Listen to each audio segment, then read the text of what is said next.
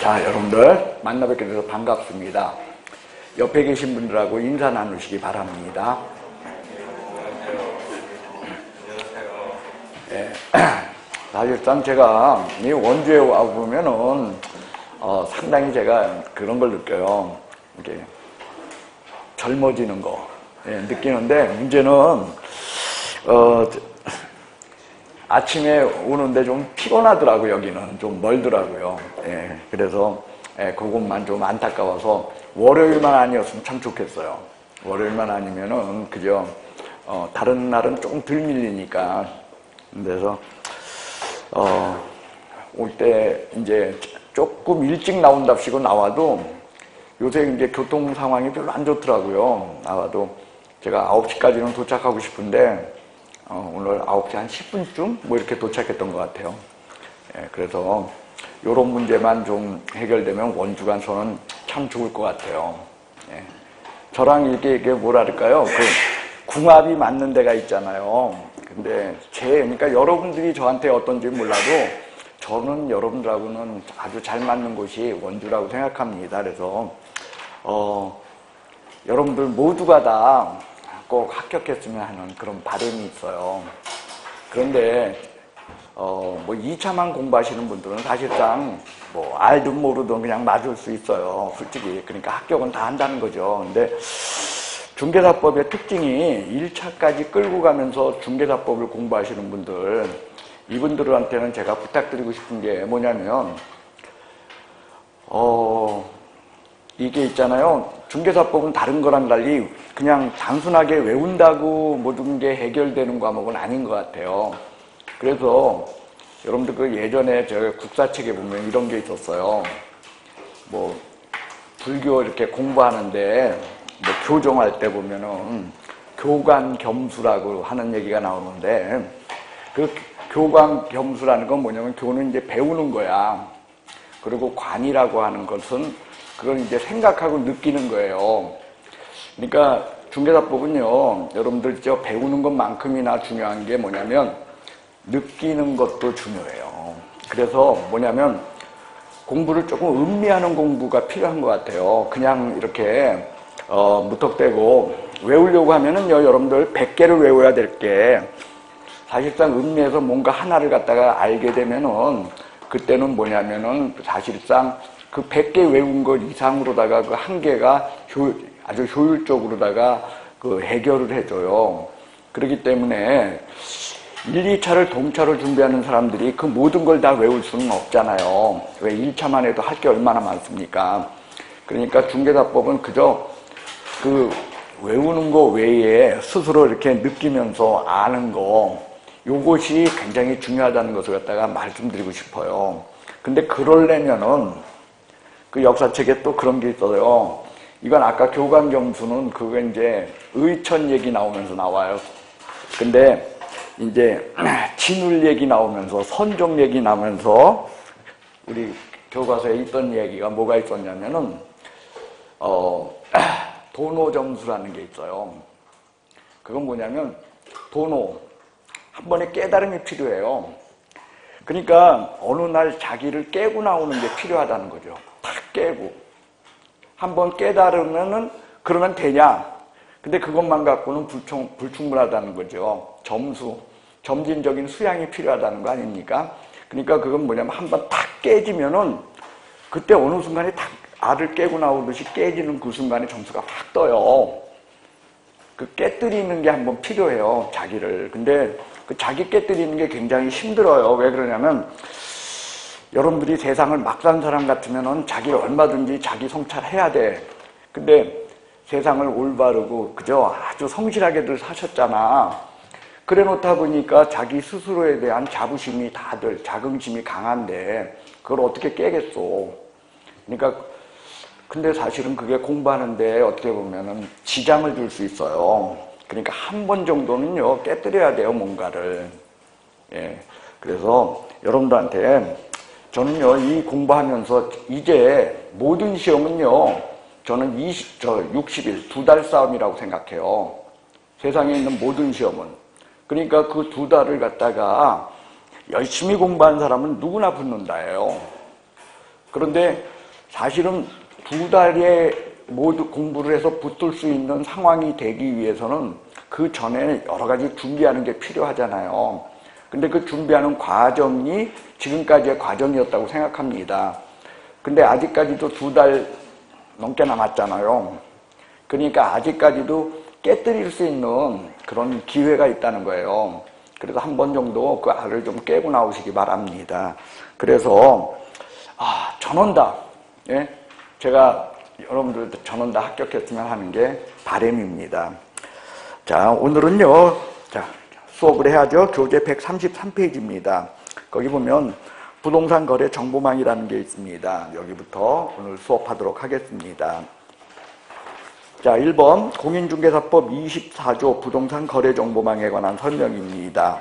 옳은 것은 1번 시장군수구청장 부동산 매매 등에 관한 정보 공개와 유통 촉진하고 공정한 부동산 거래 질서 확립하기 위하여 거래 정보 사업자를 지정할 수 있다.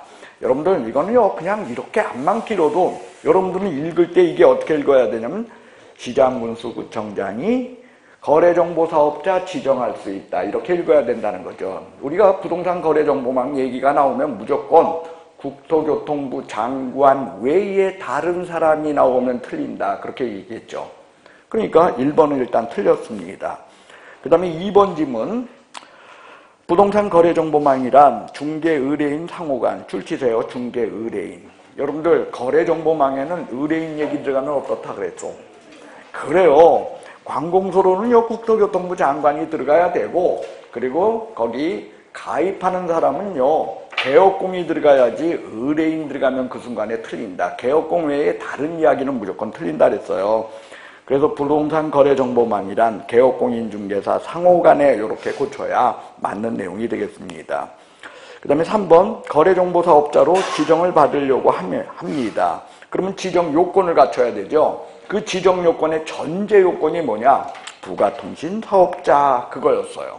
그죠? 그래서 거기에 부가통신 사업자로서 그게 전제였다는 거예요. 그 다음 국토교통부령이 정하는 요건, 그 요건은 3가지가 더 있어요. 전제 외에 가입, 인적, 물적. 그래서 가입은 누가 가입해? 공인중개사 하면 또 틀린다 그랬잖아 아까. 개업공. 그래서 그 다음에 뭐가 떠올라야 돼요? 5230. 그래요. 500명 이상, 2개 이상 시도에 각 30명. 그래서 5위가 30개. 그거 기억하자 그랬어요. 5230. 그 다음, 인적 요건으로 사람을 고용해야 돼요. 이건 개업공을 고용한다, 공인중개사를 고용한다. 정보처리 기사 1인 이상, 공인중개사 1인 이상. 그래서 이 사람들 고용했다는 거 입증하는 건 뭘로 한다 그랬나요? 제출 서류. 그래서 여기는 제출 서류 문제가 있다 그랬죠? 예. 그 다음, 이제 물적 요건으로 컴퓨터 갖춰야 되죠. 근데 누가 정하는 용량과 성능을 갖춘? 그렇죠. 그 컴퓨터를 누가 갖춘다? 거래정보사업자. 그게 여러분들 가입 요건으로 적어도 3번은 틀린 게 없네요. 4번, 국토교통부 장관은 개업공인중개사 상호간에 국토교통부 장관, 개업공인중개사 상호간 요게 맞다는 거예요. 국토교통부 장관이 나와야 되고 개업공인중개사 상호간. 그래요. 그래서 거래정보사업자를 지정하여야 한다, 할 수 있다. 지정은요 여러분들 필요적 행위, 그러니까 강제적 행위가 아니에요. 그래서 할 수 있다. 그 다음 5번 국토교통부 장관 부동산 거래질서 확립을 위하여 필요한 경우 직접 운영할 수 있다? 이런 건 없어. 지정권자일 뿐입니다. 운영권자가 될 수는 없다. 3번이 답입니다. 자, 2번 설명으로서 틀린 것은 국토교통부 장관한테 지정받을 때 지정받은 날로부터 30일 이내에 이를 검토하여 지정 기준에 적합하다고 인정되는 경우는 거래정보사업자로 지정, 그 다음 대장에 기재한 후 지정서를 교부하여야 한다. 해서요, 여러분들 여기서 이제 중요한 건 뭐냐면 30일이 맞냐는 거죠. 그래서 지정 신청이 있은 날로부터 지정은 며칠 이내에 한다? 30일. 과거에는요, 그 두 번째 지문도 잘 읽어야 됐어요. 과거에는 이게 이렇게 돼 있었어요. 거래정보사업자 지정대장에 기재한 후 지정서를 교부하여야 한다가 아니라 이렇게 적혀 있었어요. 지정서를 교부한 후 지정대장에 기재하여야 한다. 과거에 이렇게 돼 있었어요. 그래서 그 두 번째 지문이 사실은 여러분 논리적으로 생각해봐요. 지정서 주고 나서 대장에 써놔야 돼. 대장에 쓰고서 지정서 줘야 돼. 아니 주고 나서 쓰려고 하면 잊어버리지 않아? 먼저 어디다 기재를 해야 돼. 여러분들은 머리가 좋아가지고선 딱 주고서도 그 번호가 몇 번이고 뭐고 이걸 해가지고 대장에 쓸 수 있을지 몰라도 나는 절대 안 돼. 먼저 보고 써야 돼. 그죠? 그래가지고 실질적으로는 과거에는 그 지문이 틀리게 돼 있어가지고 그게 시험 문제였어요. 왜? 법에는 뭐라고 돼 있습니까? 교부한 후 대장에 기재하여야 한다. 이거였기 때문에 이렇게 하면 틀렸어. 근데 지금은 옳게 고쳐놨어. 이거 잘못됐으니까. 그러니까 두 번째 문장은 사실은 읽는 거야? 안 읽어도 되는 거야? 안 읽어도 된다는 거예요. 두 번째 문장은 절대로 안 틀릴 테니까. 그 다음에 2번 보도록 하겠습니다. 거래정보사업자 지정대장은 전자처리가 불가능한 경우 특별한 사유가 없으면 가능한 방법으로 작성 관리하여야 한다. 자, 이런 문장은 절대 안 틀려요. 3번 지정받은 자는 지정받은 날로부터 3월 이내에 운영규정을 정하여 국토교통부 장관의 승인을 얻어야 합니다. 그래서 운영규정 승인 얻어야죠. 이거는 지정받은 날로부터 며칠? 그래요. 지정서 교부 지정받은 날로부터 3월입니다. 그래서 역시 틀린 거 없습니다. 그 다음에 이거 국토교통부 장관한테 승인받지 않고 운영하게 되면 뭐요? 변경시에도 변경 승인. 그죠? 승인 없이 운영하면. 지정 취소 플러스 500만 원이야 과태료. 그래서 얘가 유일하게 뭐라 그러냐? 행정처분과 행정질서벌이 경과될 수 있는 사유다 그랬습니다. 예. 그 다음 4번 거래정보사업자로 지정받은 자는 지정받은 날로부터 1년 이내에 설치 운영하여야 한다. 그렇죠. 그래서 이거 안 하게 되면 지정취소 사유입니다. 그래서 이것도 잘 보시면 어느 날로부터 1년이요? 운영규정 승인받은 날로부터 1년이라면 틀리는 거예요. 예, 그 다음에 5번 지정신청을 받은 국토교통부 장관은 자격증 발급한 시도지사에게 공인중개사 자격 확인을 발급한 시에게 확인을 요청하여야 한다. 그래서 요거는요 여러분들 적어도 거래정보망에는 요게 있다 그랬어요 없다 그랬어요. 그래서 여기서는 공인중개사 자격증 그거를 갖다가 공무원이 확인한다 아니면 직접 제출한다. 예, 요건 제출 서류라 했어요. 그러니까 5번이 답이 되겠습니다. 자, 일단요 여기 쓰면 이거죠. 지정 신청을 한다. 그러면 지정을 해준다. 지정을 해준다는 건 그건 뭐다? 지정서 교부가 있다. 그리고 나서 운영규정을 정하여 승인을 얻는다. 그리고 공개 업무를 개시한다. 그때 요건 며칠이다? 요게 며칠이다? 그리고 요게 얼마다? 예, 요것을 여기서는요 말로 풀어쓴 그런 내용이 되겠습니다. 그 다음에 3번 보도록 하겠습니다. 자, 옳은 것을 골라보십시오. 1번 부칙 제6조 제2항에 규정한 개업공인중개사가 부동산 거래정보망에 가입하고 이를 이용하여 중개하는 경우 당의 거래정보망에 공개된 물건이라면 타지역 물건도 중개할 수? 일단 1번 틀린 거 없어. 그래서 업무의 지역적 범위가 전국으로 확대된 거다? 아니다. 아니다. 왜?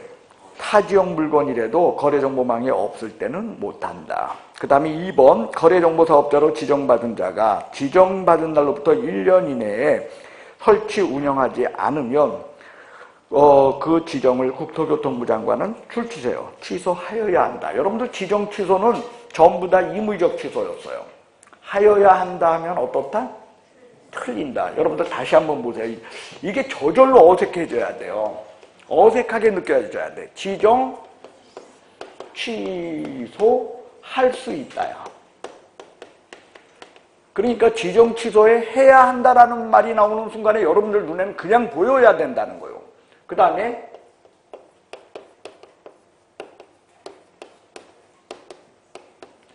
자격 취소에 해야 한다요. 그러니까 자격 취소에는 자격 취소 할 수 있다라는 용어가 나오면 어색하게 보여야 되는 거야. 저절로. 그래요. 등록 취소는 어떻소 근데? 할 수 있다도 있고 해야 한다도 있다. 그래서 등록 취소는 절등치, 임등치 우리가 이렇게 구별하지 않습니까? 그러나 지정 취소와 자격 취소는요. 이게 여러분들 꼭 기억돼야 될 문제입니다. 그래서 거기에는 지정 취소 해야 한다.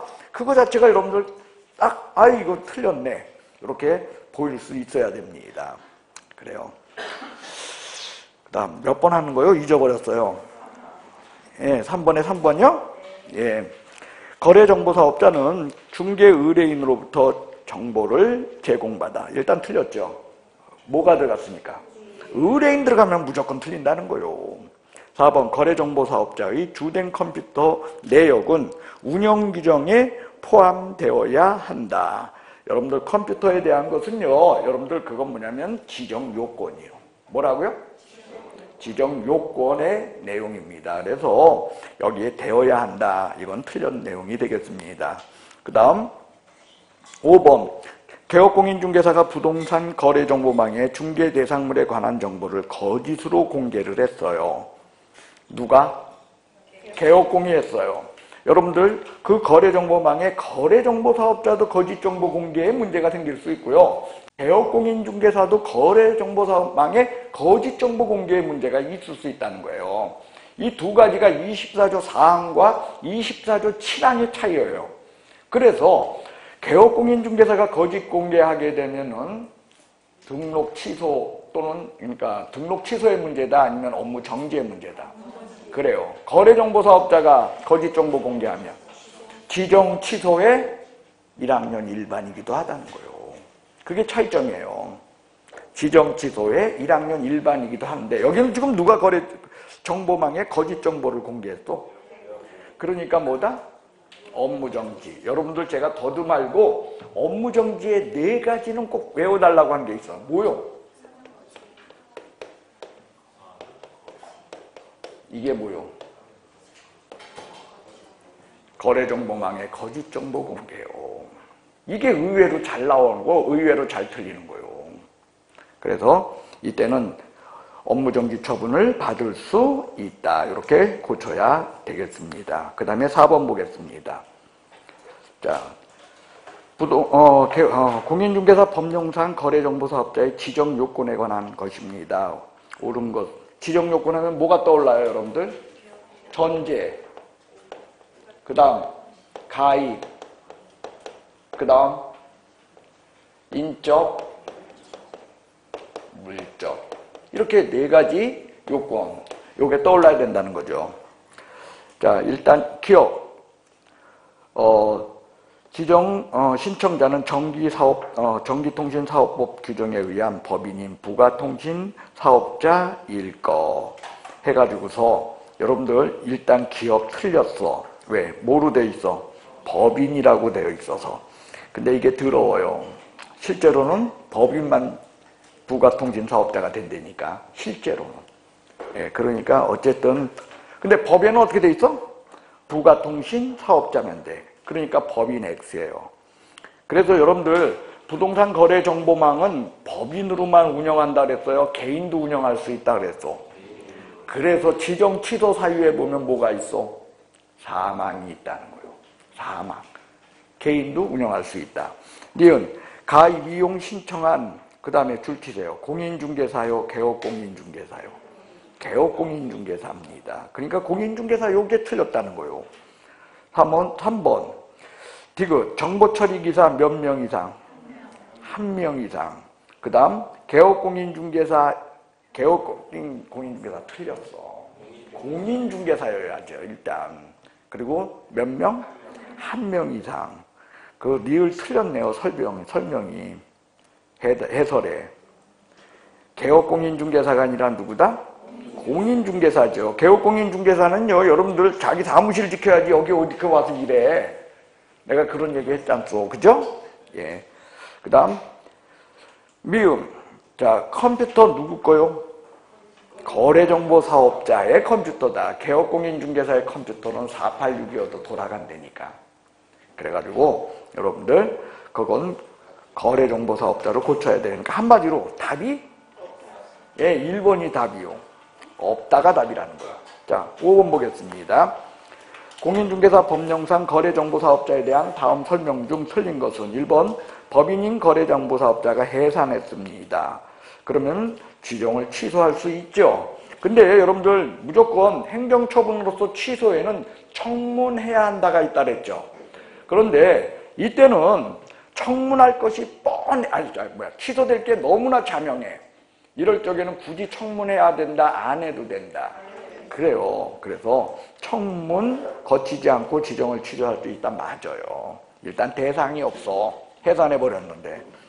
1번 일단 맞는 내용입니다. 2번 거래정보사업자가 지정을 받고 곧바로 정보망을 설치하였으나 지정받은 날로부터 1년 이내에 정상적 운영이 이루어지지 않은 경우 지정 취소할 수 있다. 국토교통부 장관이 1년 이내에 안 했대. 지정 취소할 수 있다. 맞습니다. 3번 거짓 그 밖에 부정한 방법으로 지정을 받았어요. 그러면 국토교통부 장관은 지정을 취소할 수 있다. 그래서 이 거짓 그 밖에 부정한 방법 이것만 나오가면 무조건 뭐라 그랬어? 취소.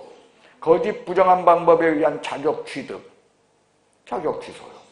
거짓 부정한 방법에 의한 등록. 절승치요. 거짓 부정한 방법에 의한 지정. 지정 취소야. 예, 얘는요, 있죠? 그러니까 아주 관행적으로 법이 뜨는 거예요. 취소에 관련된 거예요. 그래서 거짓 그 밖에 부정한 방법에 의한 지정. 그래서 지정 취소요. 단, 지정 취소는 할 수 있다고. 누가? 국토교통부 장관에서 틀린 거 없습니다. 4번. 거래정보사업자가 개업공인중개사에 따라 정보를 차별적 공개를 했다. 거짓 정보 공개, 차별 정보 공개. 누가 한 거요? 그러면은 뭐죠? 지정 취소에 몇 학년 몇 반? 500만 원 이하 과태료는 뭐요? 운영규정 승인 없이 내용에 어긋나는 4번이 답입니다. 요게 있죠. 요 4번처럼 시험에 아주 잘 나와요. 얘가 500만 원, 1학년 일반인데 500만 원으로 아주 잘 나오더라. 그 다음에 5번 의뢰받지 않은 정보를 공개하거나 의뢰받은 내용과 거짓으로 공개를 했어. 그러면 지정 취소이기도 하고 몇 학년 몇 반이기도 하다? 1학년 1반이기도 하다. 5번 맞는 내용이 되겠습니다. 자, 6번 보겠습니다. 틀린 것은 일반 중개계약을 체결한 개업공인중개사도 부동산 거래정보망에 정보를 공개할 수 있다. 보통요 개업공인중개사는 거래정보망을 하나 쓰나요? 아니면 몇 개 쓰나요? 예, 세컨드, 서드까지 놓고 써요. 예. 그 다음 2번 거래정보사업자는 개업공인중개사로부터 정보를 공개를 의뢰받은 부동산에 관한 정보에 한하여 공개하여야 해. 맞습니다. 거짓 정보 공개하면 안 돼. 맞네요. 하면 어떻게 된다고요? 지정 취소 1학년 1반. 개업 3번 개업공인중개사가 거짓 정보 공개하면 그래요. 근데 거기는요 요게 있어요. 당해 중개대상물 거래가 완성될 때는 지체 없이 이를 거래정보사업자에게 통보하여야 한다라는 게 있다는 거예요. 예, 왜 그러냐? 이거 통보 안 하면 거짓 정보 공개라는 거예요. 그 물건을 그냥 놔둬야 돼, 빼야 돼. 근데요, 거기에 여러분들 꼭 기억할 부분이 하나, 신경 써야 될 부분이 있다 그랬습니다. 그건 뭐냐면요, 중개가 완성된 때는이라고 되어 있나요? 거래가 완성된 때는이라고 되어 있나요? 그게 맞아요. 원래요, 거래가 완성된 때라는 용어를 갖다가 중개사법은 안 써요. 다 뭐라고 쓰죠? 중개가 완성된 때는 이라는 용어를 써요. 근데 여기만큼은 거래가 완성된 때는 이라고 법조문에 돼 있다는 거예요. 근데 실질적으로 거래가 완성될 때 빼놓습니까? 중개가 완성될 때 뺍니까? 이게 무슨 얘기냐면 지금 밑에 게 거래정보사업자에게 지체 없이 통보하여야 한다는 거는 그 물건을 갖다가 거래정보사업자한테 전화해 주는 거요. 아니면 그 물건을 지가 알아서 빼면 되는 거요. 예? 지가 그 들어가 있는 물건을 삭제시킨다는 뜻이에요. 왜? 삭제시키지 않고 놔두면 뭐니까? 거짓 정보가 되니까. 예. 그래서 그걸 뺀다 그 뜻인데, 그 빼는 것은 지체 없이 빼는 건 여러분들 거래가 끝난 다음에 아니면은 중개가 완성된 다음에. 아니 논리적으로는 그렇지 않습니까? 여기 내 거래계약서 써줬어. 그러면 가가지고 그거 정보망에서 그거 어떻게 하면 돼? 빼면 되겠죠. 근데 우리 법은 그렇게 돼 있지 않다는 거예요. 거래가 완성됐으니까 뭐까지 끝난 다음에? 등기까지 끝난 다음에. 여러분 민법에서 맨날 배우잖아. 물권행위, 법률행위는 뭐로 완성? 물권행위. 그죠? 물권행위 완성은 뭐야? 등기. 그러니까 등기가 끝난 다음에 빼라는 거 아니야? 거짓이죠, 사실은. 그 물건 나간 건데, 이미. 그러니까 약간 문제가 있어요, 이게. 문제가 있지만 법에는 그렇게 돼 있다는 거예요. 거래가 완성된 때는. 중개가 완성된 거 아닙니다. 그래서 지체 없이 거래정보사업자에게 통보해야 한다. 해서 안 놓으면 이것도 업무정지 사유라는 거예요. 그런데 우리가 지난번에 한번 수업했는데 여러분들이 얼마나 기억할지 모르겠어요. 이 두 가지가 다 업무정지 사유야. 왜? 거짓정보니까. 누구의? 개업공인중개사의 거짓정보라는 거예요. 그러니까 업무정지인데 두 개는 업무정지의 기준이 같다 그랬나요? 다르다 그랬나요? 그래요. 상반부는 업무정지 기준이 몇 개월? 6개월. 후반부는? 여러분들 합격이네요. 그런 것까지, 그런 아주 세세한 것까지 기억하고 계시잖아. 맞습니다. 6개월, 3개월. 그 다음 4번 지문인가요? 개업공인중개사가 부동산 거래정보망에 중개대상물에 관한 정보를 거짓으로 공개한 경우 업무정지 처분을 받을 수 있다. 그래요. 그래서 기간은 얼마의 범위에서? 6월의 범위에서. 여러분들 6월의 범위라는 얘기하고 업무정지 기준이 같은 얘기는 아닙니다. 업무정지는 당연히 다 몇 개월 범위야? 6월 범위인데 처음에 업무정지 처분을 내릴 때 관공서에서 기준을 잡는 거, 즉 등록관청이 기준을 잡는 거 몇 개월을 기준으로 하냐, 그 기준을 잡는다는 이런 거예요. 그 기준을 가지고 동기, 결과, 횟수 등을 참작하여 2분의 1 범위에서 가중 감경해 나가는 거예요. 그 가중 감경하는 그 기준, 그것이 여러분들 그 3번의 상반부에는 그건 6개월 기준이고 6개월을 기준으로 가중 감경하는 거고, 그 뒷부분은 몇 개월을 기준으로? 3개월을 기준으로 가중 감경하는 거야. 그러나 다 업무정지 처분은 4번처럼 몇 개월 범위에서? 그렇습니다. 설령 가중한다 할지라도 6월을 초과할 수는 없기 때문이에요. 4번이 여기서는요 1년의 범위 안에서 그게 틀렸고요. 그 다음 명할 수 있다. 요건 맞나요? 틀리나요? 예, 요건 맞아요. 업무정지는 전부 뭐다? 할 수 있다입니다. 그 다음 5번. 개업공인중개사는 부동산 거래정보망을 통하여 중개대상물 거래가 완성됐을 때는 지체 없이 이를 거래정보사업자에게 통보하여야 한다. 안 하면 뭐라고요? 예? 예, 그 3번에서요, 그 뒷부분을 여기다 또 빼놨는데, 그러면 3번에서도 그 뒷부분을 뺐어야 되는데, 예, 문제를 아주 급하게 만들었네. 7번 보도록 하겠습니다. 공인중개사 법령상 부동산 거래정보망에 대한 설명으로서 틀린 것은 1번 국토교통부 장관은 사망, 해산 이외의 사유로 거래정보사업자가 지정을 취소하고자 할 때는 사업자의 지정을 취소하고자 할 때는 청문해야 되는 게 원칙이다. 그래서 사실상 틀린 거 없습니다. 예, 2번 개업공인중개사는 당해 중개대상물 거래가 완성되었을 때는 지체 없이 이를 거래정보사업자에게 통보하여야 한다. 거래 완성 맞고요. 지체 없이 통보 맞습니다. 안 하면 업무정지다. 3번 거래정보사업자는 시도 단위로 반드시 한 개 업소를 두어야 한다. 이런 거 없어요. 거래정보망 있죠? 예, 없는 시도에도 많고 있는 시도에는 뭐 수십 개 있고, 그리고 실질적으로요 지금 지정받은 거래정보망은 거의 없어요. 지정받은 거래정보망 다 뭐다? 사설정보망들입니다. 그 다음 4번 국토교통부 장관은 개업공인중개사 상호간의 정보의 공유, 그 다음 부동산 유통 촉진하고 공정한 부동산 거래정보망 확립을 하기 위하여 설치 운영할 자를 지정할 수 있다. 국토교통부 장관이 지정할 수 있다. 그것만 읽으면 된다는 거야, 이거. 그 다음 5번 거래정보사업자가 운영규정 승인 또는 변경 승인 얻지 않고 운영을 했어요. 그럼 뭐다? 500만 원 이하 과태료. 그리고 지정 취소 사유이기도 하다. 일단 7번의 답은 3번입니다. 8번 틀린 것은 법인인 개업공인중개사는 부동산 거래정보망 사업을 영위할 수 있다. 얘가 틀렸네요. 왜? 부동산 거래정보망은 14조에 있다 없다? 없어요. 그렇기 때문에 할 수 없어요. 반면에 협회는 중개업 하나요 못 하나요? 못해요. 협회가 등록한 적 있어? 협회가 사무소 개설 등록한 적 있냐고요? 개설 등록 안 한 한 중개업 할 수 있는 게 아닙니다. 그러니까 협회도 개설 등록한 적이 없기 때문에 중개업 못해요. 그러면 협회는 부동산 거래정보망 운영할 수 있나요 없나요? 그렇습니다. 공인중개사협회는 부동산 거래정보망이 고유 업무예요. 그래서 할 수 있습니다. 반면에 법인인 개업공인중개사는 14조에 없기 때문에 14조는 관상재분소 경공매가 적혀있을 뿐이요. 그러니까 할 수 없습니다. 1번 답이고요. 2번 공인중개사협회는 영위할 수 있다. 이게 난 보고한 것 같았고 난 보지 않고 설명한 건데 2번 맞고요.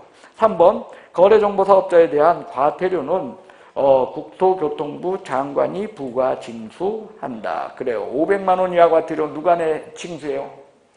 여러분들 무조건 거래정보사업자 얘기 나오면 누구라고요? 예, 그래요. 그 다음 법인뿐만 아니라 개인도 거래정보사업자가 될 수 있다. 5번 거래정보사업자의 주된 컴퓨터 용량 이거 할 때 이거는 지정 신청할 때 첨부하는 서류에 해당한다. 맞죠? 왜? 이거요. 이게 무슨 요건? 지정 요건. 그러니까 이때 첨부 서류라는 거예요. 그 다음 자 9번 보도록 하겠습니다. 거래가 이루어지는 절차를 순서대로 옮겨 나열한 것은 뭐 이건 이런 거겠죠. 여러분들 일단요 그 순서라는 게 이런 거죠. 의뢰인이 찾아와서 내 물건 팔아주시오 하겠죠. 누구한테? 개업공한테.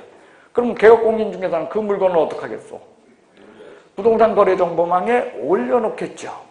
그러면 다른 개업공인중개사 물건을 사달라는 손님이 있는 다른 개업공인중개사가 나타나서 그 거래정보망을 확인하겠죠.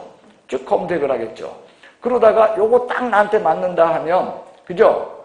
그렇다면 자기 의뢰인한테 그 이야기를 한 다음에 그죠? 개업공인중개사 물건을 올려놓은 개업공인중개사한테 뭐 하겠어? 연락을 하겠죠. 그럼 서로 만나서 어떻게 하겠어? 거래 계약에 대한 조율이 이루어지고 확인 설명되고 뭐 하는 과정을 거쳐서 중개가 완성되겠죠. 그죠? 그럼 중개가 완성되면은 그걸로 끝 땡치는 거야. 사실은 마지막에는 물건 빼야 돼. 누가 빼는 거예요? 올려놓은 사람이 아니면 들어가서 본 사람이? 올려놓은 사람이 가가지고 빼겠죠. 그게 당연한 절차 아니겠어? 그러니까 이건 나오면은 이걸 외워야 되는 거야. 그냥 맞추는 거야, 이건. 근데 나는요, 이게 시험에 이게 무려 이게 있잖아요. 2년 연속 나온 적이 있어요. 근데 이거 잘 자기 못 외워서 틀렸대. 그래서 내가 그 얘기를 듣는데 아니 어떻게? 자 일단요 답은 3번이래요. 자 제일 먼저 뭐 하냐? 매도 의뢰인이 개업공인중개사 갑에게 물건 매도를 의뢰했대요. 그 다음 매수 의뢰인은 개업공인중개사 을에게 의뢰를 했대요. 그 다음 디귿 매수 의뢰인이 오케이 하면 개업공인중개사 을이 개업공인중개사 갑에게 통보를 해준대요. 그래서 둘이 만나서 매매계약서를 쓴대요. 그리고 마지막으로 지체 없이 뭐한다? 거래정보사업자에게 통보한다. 그죠? 근데 여기도 보세요. 이분도 지금 법에는 그렇게 적혀 있다는 것을 알고 있지만 뭐라고 그랬어? 매매계약이 체결되면 이렇게 돼 있잖아. 매매계약이 체결됐다는 건 거래가 완성된 거야? 중개가 완성된 거야? 중개가 완성되면 지체 없이 통보한다. 이렇게들 실질적으로는 이렇게들 알고 있다는 거예요. 법에는 어떻게 되어 있는데? 거래가 완성이라고 되어 있지만 그러니까 이런 건 맞았다 틀렸다 논하기도 어려워요. 네. 여기 써놓은 것은 다 맞았다는 걸 전제로 순서를 잡으라는 거 아니에요. 그죠? 예, 그래서 답은 3번이 되겠습니다. 10번 보겠습니다. 공인중개사 법령상 부동산 거래 정보망 등에 대한 설명으로서 틀린 것은 1번 부동산 거래 정보망 설치 운영할 자, 지정권자, 국토교통부 장관이다. 무조건 누구라고요? 예, 2번 전속중개계약을 체결한 개업공인중개사와 일반 중개계약을 체결한 개업공인중개사 다 거래정보사업자인 공인중개사협회의 부동산 거래정보망에 가입하게 되면 차별 없이 이용할 수 있다. 그래요. 일반 중개계약이나 전속중개계약이나 다 거래정보망 이용하는데 지장 없다는 거예요. 단 차이가 있다면 이거죠. 일반 중개계약은 올려놓을까 말까 올려놓을까 말까 망설이다가 올려놔도 되고 안 올려놔도 돼. 근데 전속중개계약 시에는 어떻게 해야 돼요? 7일 이내에 부동산 거래정보망 또는 일간신문에 반드시 공개를 해야 돼요. 그 차이가 있는 거죠. 그 다음 자, 그 물건을 공개한 다음에 의뢰인한테 당신 물건 내가 정보망에 올려놨어 라고 일반 중개계약시에 가르쳐줘야 돼. 그냥 안 얘기해도 돼. 근데 전속중개계약시에 반드시 이야기해야만 한다는 거예요. 지체 없이 통보. 그리고 2주일에 1회 이상 업무 처리상 문서로 통지하는 것도 역시 전속에서만 있고 일반에서는 뒤따르지 않는다는 거죠. 그 차이만 있을 뿐입니다. 그러나 차별 없이 거래정보망을 이용할 수 있다는 데는 차이가 없다는 거죠. 3번 공인중개사 1명 이상 확보는 거래정보사업자 지정받기 위한 지정 요건 중 하나이다. 자, 개업공인중개사였나요? 공인중개사였나요?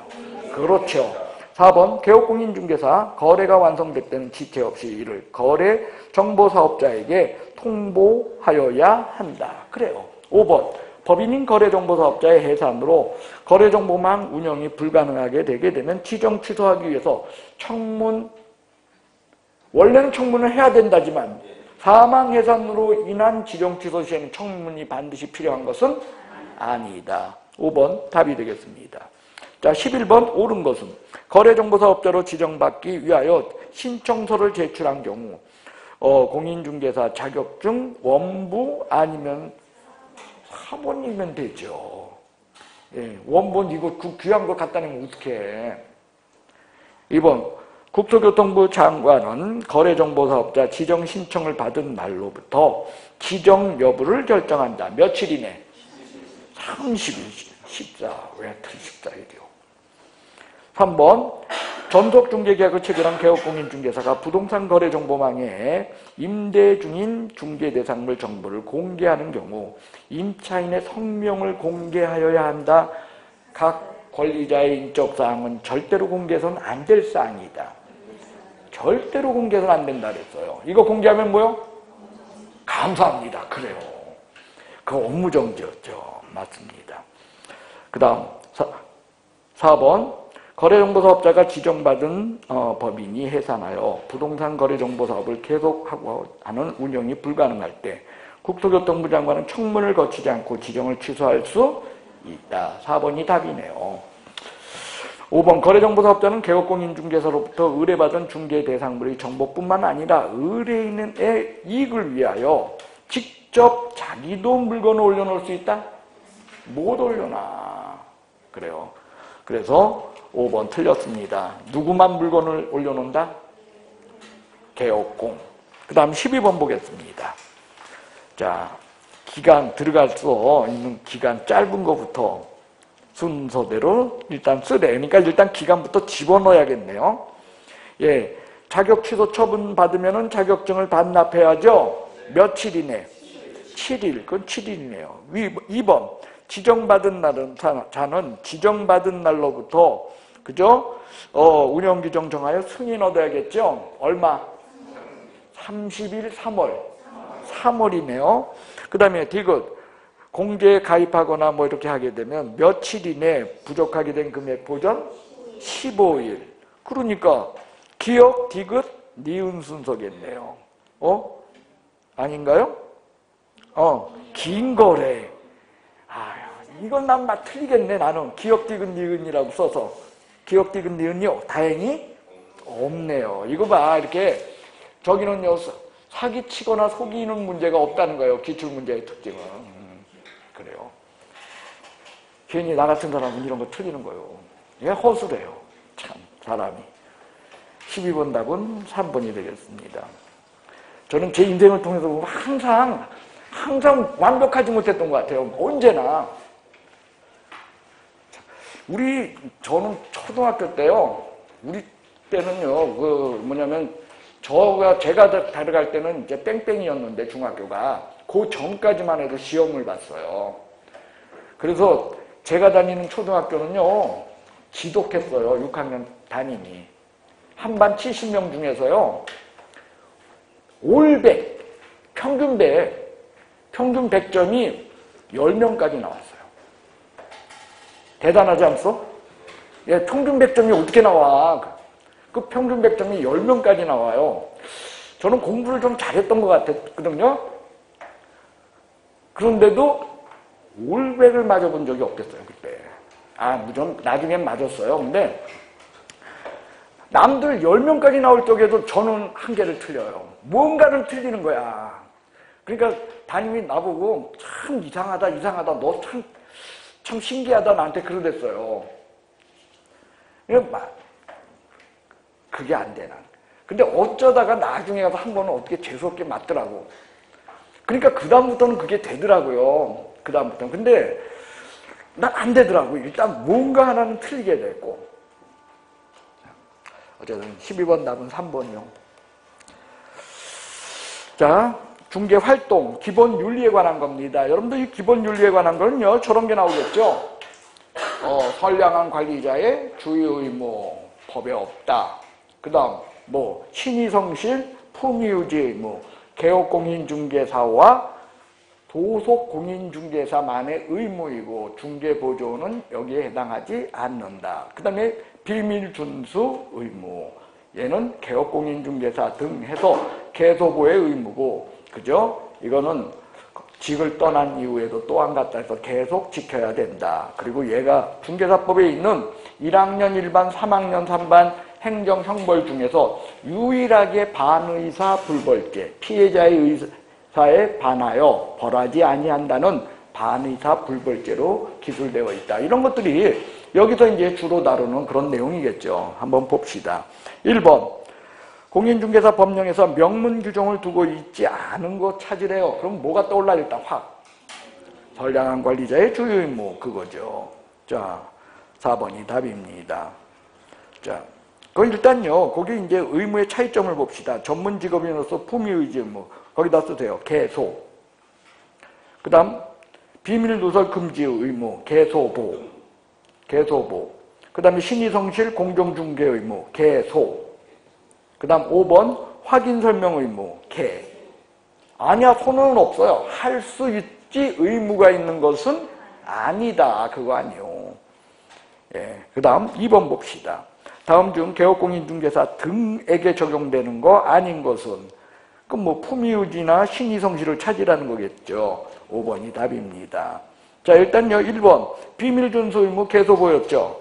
그 다음에 등록의 결격사유. 등록의 결격사유가 있으면 개업공인중개사, 소속공인중개사, 중개보조원, 법인의 임사원들이 될 수 없어서 소속이나 중개보조원이 등록의 결격사유면 개업공인중개사는 뭐다? 업무정지. 그리고 법인의 임사원이 등록결격이면 개업공인중개사는 등록결격으로 등록 취소된다. 단, 둘 다 몇 개월 내에 해소하면? 2개월 내에 해소하면 그러하지 아니하다. 이런 것들이 거기 내용이 되겠습니다. 그래요. 그 다음, 금지행위, 이중소속. 그래요. 개업공인중개사가 이중소속하게 되면 절등치. 소속이 이중소속하게 되면 자격정지. 그리고 중개보조는 행정처분 없어. 근데 다 몇 학년 몇 반? 예, 이렇게 수업했던 거예요. 그래서 이중등록과 이중사무소는 개업공인중개사만의 문제 있지만 이중소속만큼은 개소보의 문제다. 그거였죠. 그 다음 금지행위. 이따가 문제 푸겠죠? 근데 금지행위 하면 우리가 꼭 기억할 게 개업공인중개사 등 대상으로 한다. 단 일반인이나 무등록자는 금지행위의 대상이 아니다라는 것을 항상 전제로 해서 우리가 수업을 했어요. 그 개소보 맞습니다. 자, 품위유지 의무. 누구의 의무? 개소. 왜? 전문 직업인으로서 의무예요. 품위유지 의무는 무슨 의무다? 전문 직업인. 근데 중개보조는 자격증이 있다 없다? 전문 직업인이 아니라는 거예요. 그래서 품위유지 의무가 없어요. 답은 5번입니다. 3번. 개업공인중개사 등의 기본 윤리에 해당하는 것으로 틀리는 것은 1번 개업공인중개사가 중개업무 수행의 기본 원칙으로 삼아야 할 업무 수행에 있어서의 기본 원칙은 뭐요? 신의성실의 원칙. 맞네요. 2번 개업공인중개사 등은 이 법 다른 법에 특별한 규정이 있는 경우를 제외하고는 업무상 알게 된 비밀을 누설해서는 아니 된다. 맞아요. 개업공인중개사 등 대상이니까. 근데 그 뒤가 틀렸네요. 업무를 떠난 후에는 그러하지 아니하다. 떠난 후에도 같다. 예, 또한 그러합니다. 그래서 그러하지 아니하다 뒷부분이 틀렸다. 2번 답입니다. 3번 업무상 비밀을 누설한 경우 1년 이하의 징역 1,000만 원 이하 벌금형에 해당합니다. 그죠? 다만 피해자의 명백한 불처벌 의사를 밝혔을 땐 이때는 처벌한다 안 한다? 이게 반의다 불벌죄다. 4번 비밀의 내용은 공인중개사법상 확인설명 의무 대상일 경우 확인설명 의무가 비밀 누설 금지 의무보다는 우선한다. 이게 무슨 얘기요? 그렇죠. 이 법 또는 다른 법에 특별한 규정이 있는 경우는 제외된다는데 이 법에 의한 특별한 규정이 뭐다? 확인설명이라는 거예요. 그래서 확인설명은 비밀 준수 의무보다는 앞선 의무다. 그런 거예요. 그 다음 5번 개업공인중개사는 선량한 관리자의 주의와 신의성실로서 매도 등 처분을 하려는 자가 진정한 권리자와 동일인인지의 여부를 부동산 등기부와 주민등록증 등에 의해서 조사 확인할 의무가 있다. 그래요. 그래서 신의성실 의무가 있는 동안에는 신의성실하게 확인하고 신의성실 의무가 끝나게 되면 그때는 뭐로? 선량한 관리자의 주의 의무에 입각하여 확인하면 되는 거예요. 그렇게 두 개는 구별된다. 그 다음 4번 보시면 되겠습니다. 공인중개사인 개업공인중개사가 다음의 행위를 한 때 공인중개사 법령상 피해자의 명시한 의사에 반하여 딱 하나밖에 없어. 이거는 뭐야? 비밀준수 의무. 자, 금지행위 보도록 하겠습니다. 자, 여러분들 이거 비밀준수 의무는 여기 일반 의무는 문제가 4개밖에 없는데 시험에 나오는 이야기로서 몇 가지 여러분들은 그 천재에 보면은 있는 이야기를 좀 기억해 주셔야 될 것 중에 하나가 이런 거예요. 그 뭐냐면 비밀준수 의무는요, 행정처분은 뭐가 뒤따르나요? 행정처분. 예? 비밀을 누설했어. 개업공인중개사의 행정처분은 뭐다? 그건 행정청벌이죠. 업무정지 처분할 수 있다요. 그러니까 등록을 취소할 수 있다면 틀려요. 소속은 자격정지 된다 아니다. 그건 없다는 거예요. 개업공 업무정지 처분, 업무정지 사유 있어요. 그 다음 신의성실 의무 위반을 이유로 손해배상 청구한다 못한다? 한다예요. 신의성실 의무 규정에 의해서 직접 손해배상 청구할 수 있다. 기억해 주세요. 신의성실 의무 위반을 이유로 손해배상 청구 가능 불가능? 가능하다는 거 기억하세요. 됐어요? 예. 그 다음에 신의성실 의무 위반 시에 업무정지 처분한다 못한다? 한다. 그걸 이유로 업무정지 처분도 돼요. 손해배상 청구도 가능하다는 거예요. 그런데 품위유지 의무 위반을 이유로 손해배상 청구나 업무정지 된다 안 된다? 단 시험 문제가 만약에 품위유지와 신의성실 의무는 동일 조항에 있어요. 그러니까 이렇게 나온다면 품위유지 신의성실 의무 위반으로 업무정지 처분 또는 손해배상 책임을 물을 수 있다. 이렇게 나온다면 맞다 틀리다? 예? 그건 맞다 그러라 그랬어요. 왜? 같은 조항이니까 같이 있으니까 신의성실에 입각하여 업무정지 손해배상 책임 물을 수 있다. 그거요. 기억 안 나요? 나요? 오리무중이면 기억해놔야죠. 지금부터 다시 하면 되겠지. 기억을. 신의성실과 여러분들 품위유지 의무를 저는요 구별해서 설명을 했어요. 왜냐하면 이게 같은 조항에 있지만 품위유지 의무는 열린 조항이라 그랬어요. 그래서 이런 설명을 했어요. 여러분들한테. 여러분들 법에 이런 조항이 있으면 되냐는 거야. 나쁜 짓 한 사람은 3년 이하의 징역에 처한다. 그렇게 열린 조항이라는 거예요. 한계가 불명확하고 모호한 조항으로다가는 행정처분이나 행정형벌과 같은 국민에게 불이익한 처분을 할 수 없다는 거예요. 품위유지 의무 위반이라고 하는 조항이 열린 조항이에요. 자, 여러분들 앞에 제가 이러고 섰는데 품위가 있어 보여요? 전혀 안 보여요. 품위 없어 보일 거 아니요. 딱 봐도, 제가 봐도 그런데. 그러니, 그렇죠. 품위 없으니까 나는 그러니까 품위유지 의무 위반으로다가 어디 가서 뭘 해야 되냐고요. 여러분들 공무원 같으면 무조건 공무원 조항이나 저기에 보면 품위를 유지해야 되잖아. 그럼 여러분들 볼 때 공무원들은 다 품위 있어 보여? 아니란 말이야. 그러니까 공무원들은 그것 때문에 품위유지 의무를 이유로 들이 불이익한 행정처분이 되냐는 거예요. 그건 아니라는 거죠. 그러나 신의성실 의무는 달라요. 신의성실 의무는 언제나 신의성실하라고 돼 있다, 법에?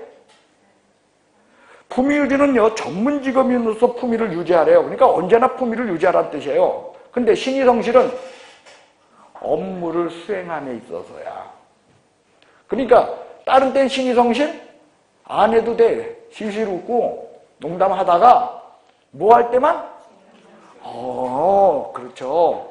중개행위를 할 때만 신의성실하면 된다는 거예요. 그러니까 이 신의성실은요, 중개행위함에 있어서의 가장 기본적인 원리라는 거예요. 그래서 이 신의성실 조항에 입각하여 이거에 위배되었다. 그래서 나 손해받겠다. 라고 주장해도 된다는 거예요. 그러니까 여러분들 이거요. 근거 없는 조항을 가지고서 손해배상 청구할 수는 없죠. 예를 들면 이런 거요.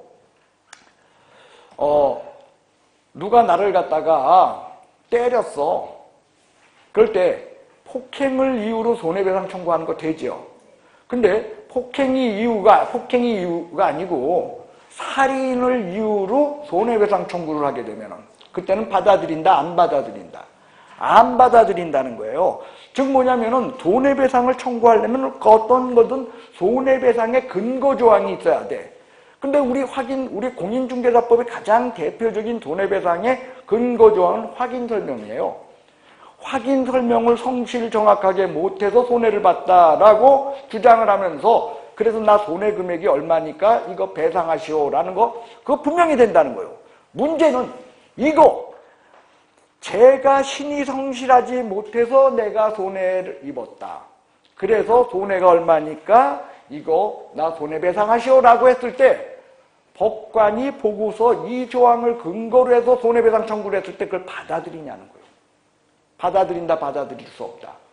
받아들인다는 거예요. 손해배상의 직접 근거조항으로 사용할 수 있다라는 거예요. 신의성실 원칙은. 그리고 이 조항이 위배됐다라는 이유로 등록관청이 업무정지 처분도 할 수, 그게 여러분들 신의성실 원칙이 지니고 있는 위력이에요. 됐어요? 네. 자, 금지행위를 보도록 하겠습니다. 1번, 다음은 제33조 금지행위에 대한 설명입니다. 틀린 것은 여러분들 금지행위 하면 일단 몇 가지 정리하고 갈 거 있죠? 금지행위는 개업공인중개사가 저지르면 뭐요? 소속이 저지르면. 그리고 요 금지행위는요, 일반인이나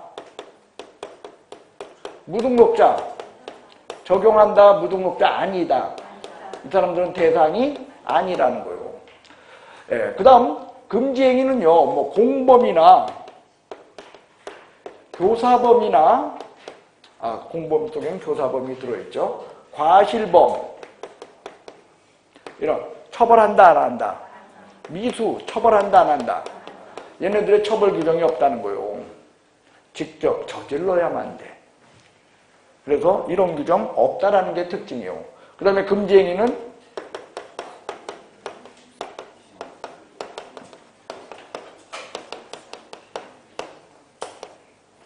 여기는 예, 이렇게 나눠서 기억합시다.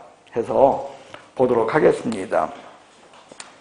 자, 1번. 금지행위는 개업공인중개사, 소속공인중개사, 중개보조원 및 임사원 모두에게 적용되는 규정이다. 그러나 일반인에게는 적용되지, 일단 1번 맞네요. 2번. 중개의뢰인이 개업공인중개사에게 금지행위를 해달라고 요청했어. 그러면 공동정범으로 처벌된다. 이거 있다 그랬어, 없다 그랬어? 없다 그랬어요. 3번. 그래서 2번 답입니다. 3번. 개업공인중개사의 금지행위로 중개의뢰인에게 재산상 손해가 발생하게 되면 중개의뢰인은 개업공인중개사에게 손해배상 청구할 수 있다. 가능하고요. 4번. 개업공인중개사가 금지행위를 한 경우 중개사무소 개설 등록을 취소해야 한다. 할 수 있다. 임등치란 뜻이요. 그 다음에 소속이 저질렀을 땐 자격정지할 수 있다. 자격정지 사유란 뜻이죠. 1번의 답은 2번입니다. 자, 2번 금지행위에 해당하지 않는 것은 1번 개업공인중개사가 아파트 매입을 의뢰하러 온 그거 같은데 중개의뢰인에게 개업공인중개사 본인 소유의 아파트를 시세보다 저렴하게 매매하였다. 금지행위다 아니다? 왜요? 직접 거래니까. 자기의 의뢰인과 거래하면 직접 거래다. 선이다 악이다 이런 걸 논하지 않는다는 거요. 얘 얼마나 마음씨 좋았어. 싸게 팔아주고. 그죠? 상대방을 위해서. 그런데도 불구하고 뭐다? 금지행위다. 금지행위는 조항. 그죠? 형식 논리에 입각한 거다.